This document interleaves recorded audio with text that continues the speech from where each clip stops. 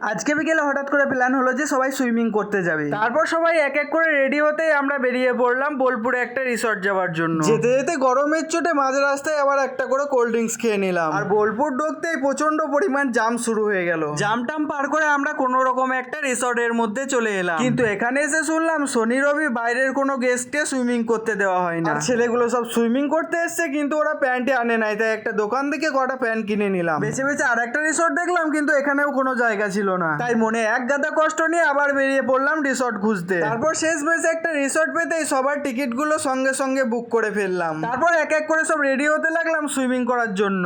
সবাই মিলে রেডি হয়ে সুইমিং পুলের মধ্যে নেমে পড়লাম। তারপর বেশ কিছুক্ষণ বাঁদরের মতো লাফাঝাপি করে নিলাম। লাফাঝাপি করা কমপ্লিট হয়ে গেলে আমরা চলে গেলাম আবার ওয়েলকাম কোল্ড ড্রিঙ্কস খেতে যাওয়ার জন্য। আর খেতে এসে দেখি যে ভাইগুলো কোল্ড ড্রিঙ্কস দিতে এসেছে তারাই ফটো তুলতে লেগে গিয়েছে। আর ওদের ফটো তোলা কমপ্লিট হয়ে গেলে আমি আবার কোল্ড ড্রিঙ্কসটা খেতে শুরু করে দিলাম।